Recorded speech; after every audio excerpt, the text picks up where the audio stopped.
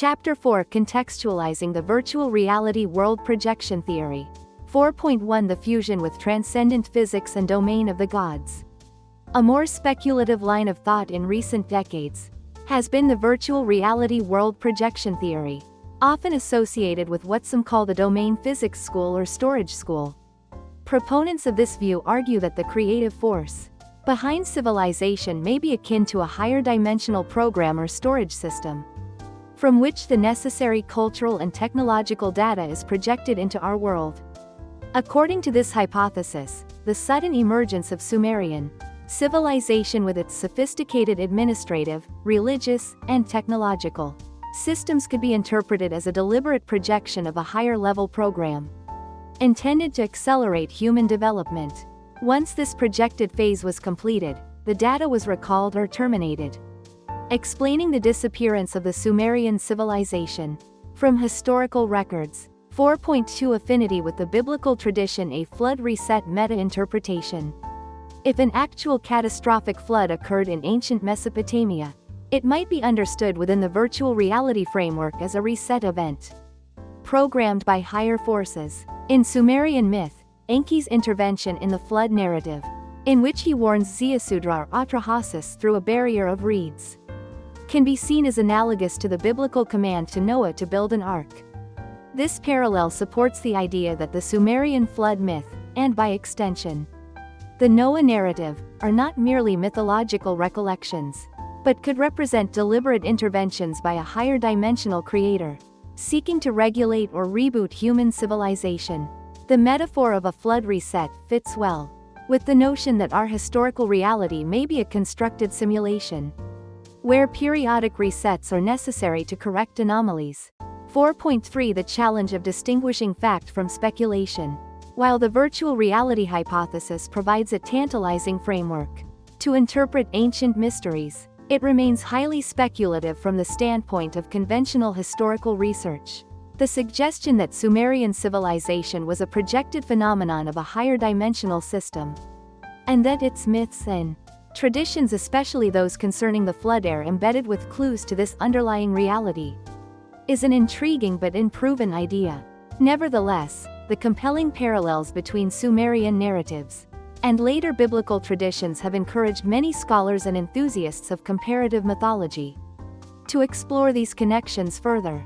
In particular, the identification of Ziusudra or Atrahasis as the prototype for Noah has found widespread support among comparative mythologists, lending credence to the view that ancient flood myths have a common origin, even if their precise nature remains elusive. Chapter 5, The quest for immortality and the reality of the flood myth. 5.1, The immortality plant as the archetype of the tree of life. One of the most famous motifs in the Epic of Gilgamesh is the quest for the plant that grants immortality. In the epic, Gilgamesh ultimately obtains this plant of eternal youth, only to have it stolen by a serpent. This narrative, tragic in its design, underscores the theme that immortality is beyond the reach of mortals. The motif of the immortality plant bears similarities to other cultural symbols, such as the tree of life found in various traditions, suggesting a universal human fascination with eternal life. If the Sumerians indeed considered their land as potassium iodide Ngi, Gengi, which some have interpreted as the land of the master of reeds, then the symbolic connection between reeds, water, and the regenerative properties of nature becomes even more pronounced. 5.2, The historicity of the Great Flood. The possibility that the Mesopotamian flood actually occurred is taken seriously in academic circles. Archaeological excavations have uncovered sediment layers that some researchers interpret as evidence of a great flood around 3000 BCE. Although definitive proof remains elusive, the consistency of flood myths across Mesopotamia and the similarities between these myths and the biblical account of Noah suggest that a significant, if not cataclysmic, flood event may indeed have taken place.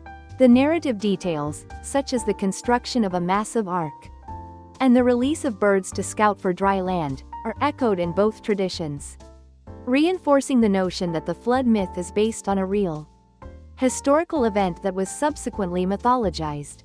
5.3, Evaluating the high likelihood of historical reality.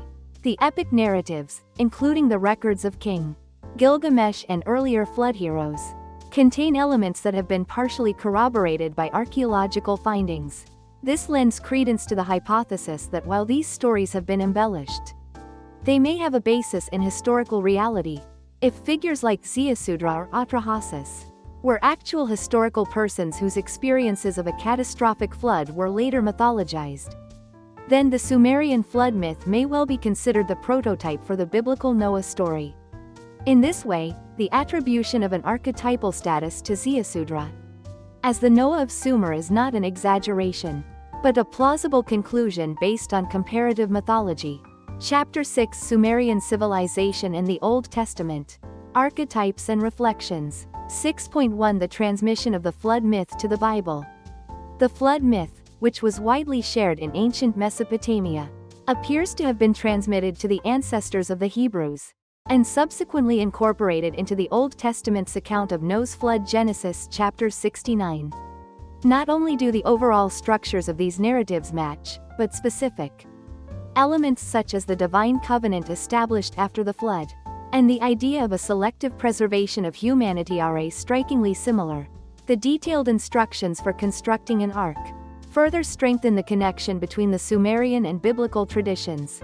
It is thus widely believed that the Sumerian and Akkadian flood myths served as the foundation for the biblical narrative of Noah. 6.2 Enki and the Sumerians' self-designation.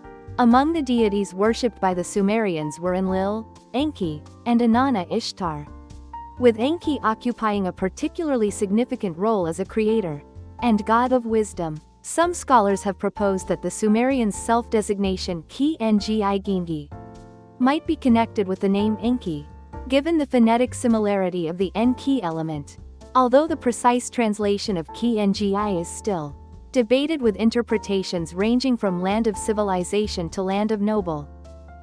Fact that the Sumerian homeland was characterized by marshy, reed-filled environments lends support to the land of reeds hypothesis, since archaeological evidence shows extensive use of reeds in construction and daily life. It is likely that the Sumerians held reeds in high regard, a fact that may also be symbolically linked to the veneration of Enki, the water and wisdom deity, who is often associated with flood myths and messages delivered through reed barriers. 6.3 The mysterious appearance and disappearance of Sumerian civilization. Archaeological records indicate that Sumerian civilization emerged suddenly, displaying an extraordinarily high level of cultural sophistication, only to gradually be assimilated by succeeding cultures such as the Babylonians and Akkadians.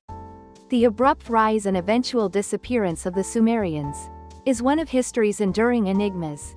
It is as if they appeared on the historical stage in a burst of civilization and, having fulfilled their purpose, were systematically absorbed into later cultures. The fact that the mythological narratives, including the flood legend, have been transmitted through subsequent civilizations, including their influence on the Old Testament, is evidence of the profound impact of Sumerian culture on human religious and cultural memory.